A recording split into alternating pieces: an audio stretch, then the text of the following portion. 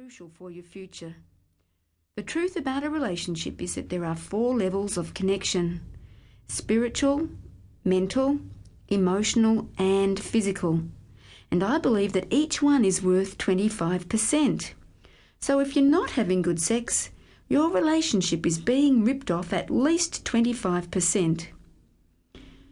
And if your woman stays permanently disinterested in sex, your relationship will not last, or perhaps even worse, you'll stay in a relationship where your sex drive is on hold, and you'll certainly suffer symptoms which may include depression, a flattened immune system, and the temptation of an affair.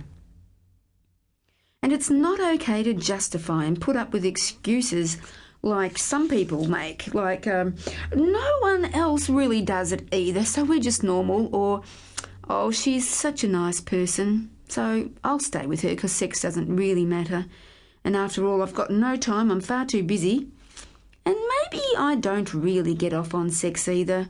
Mediocre sex life is good enough, and oh wow, she's such a good provider and nurturer and such a status symbol to have on my arm.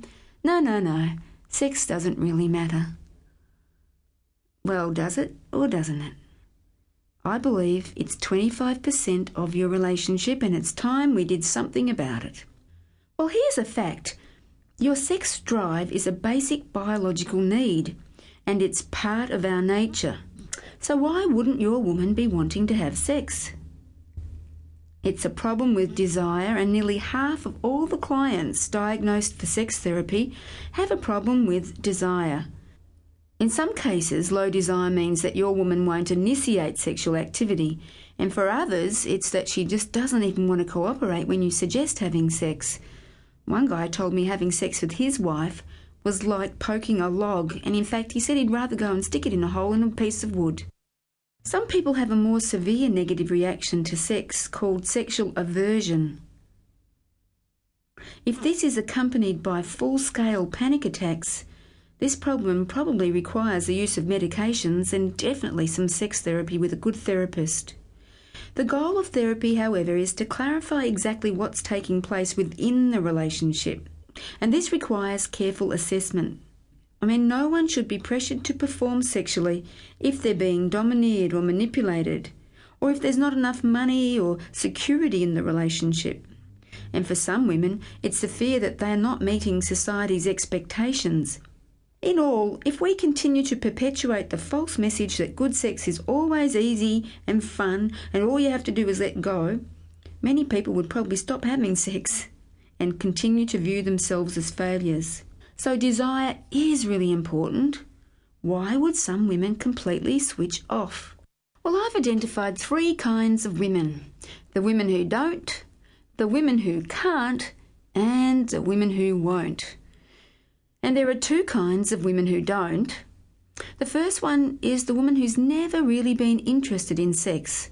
She's probably ignorant of her physiology and oblivious to signs of arousal, and she's probably never had an orgasm. Jean was like this.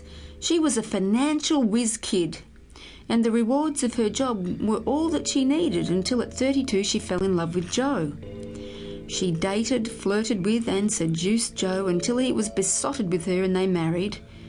But after 6 months, Jean lost all interest in sex and Joe was shattered.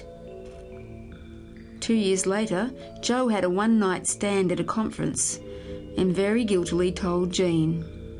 It was only then that she realised that she needed to do something about her sexual desire.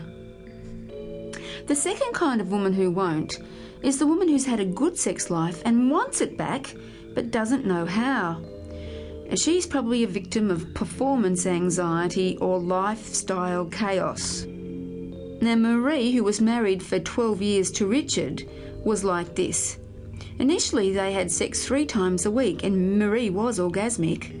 But after their first and second child, Marie suffered postpartum depression and was pretty permanently on drugs. She had no interest at all in sex, and even when Richard took her without the kids on an overseas trip, their special night in Paris was not enough to get Marie interested in sex. Marie said she'd only participate in sex therapy if Richard would participate with the household chores.